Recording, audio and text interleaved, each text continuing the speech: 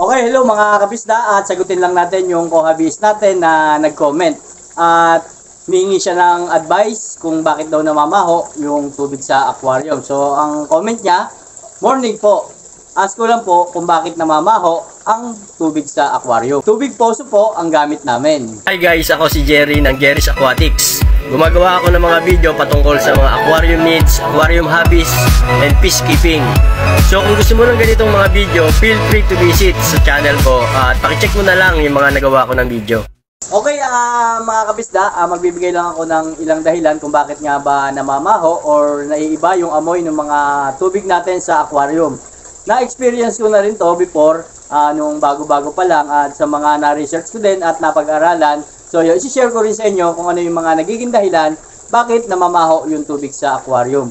Una dyan, yung pagtaas ng ammonia. Ibig sabihin kasi, pag tumaas yung ammonia, tataas din yung nitrite at tataas din yung nitrate. So, yan, sila yung mga bacteria. Bacteria din sila na yung nitrate, okay naman yan. Wag lang sobra. Ang pinakamasama talaga ay yung ammonia. So, yan, nakukuha natin yan sa maruming tubig.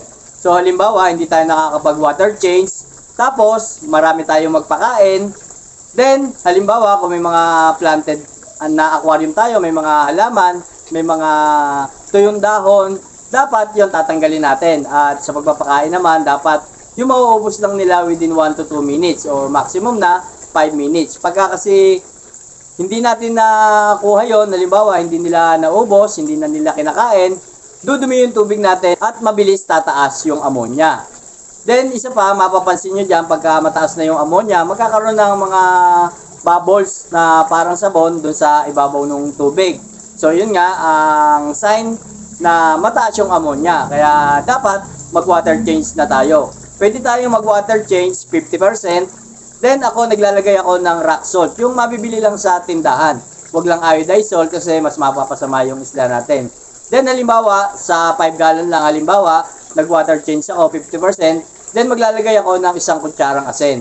Then, yung mga filter nila, huhugasan ko yon, pero doon lang din galing sa tubig na nasa aquarium. Doon ko lang sila huhugasan.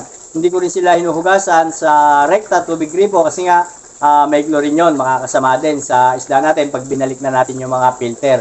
At ang isa pa na dahilan, minsan kasi hindi natin may iwasan, may mamamatay na isda, hindi natin agad maaalis yon. Pag tumagal yon, halimbawa inabot na ng 24 hours yung patay na isda, automatic yon.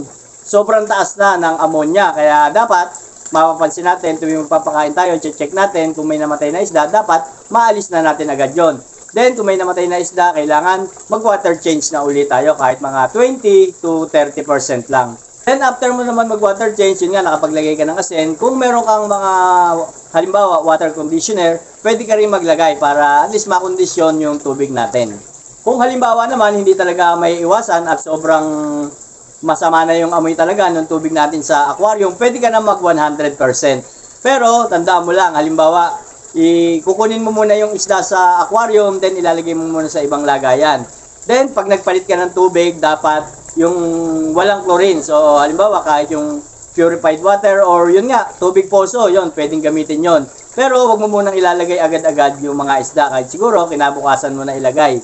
Kumbaga, parang iikutin mo muna yung tubig, isa-cycle mo muna siya kahit mga hanggang 24 hours bago mo ibalik uli yung mga isda.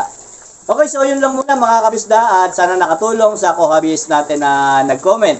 And guys, kung may mga maidadagdag pa kayo, paki-comment na lang din para makatulong din tayo sa mga co-hobbies natin.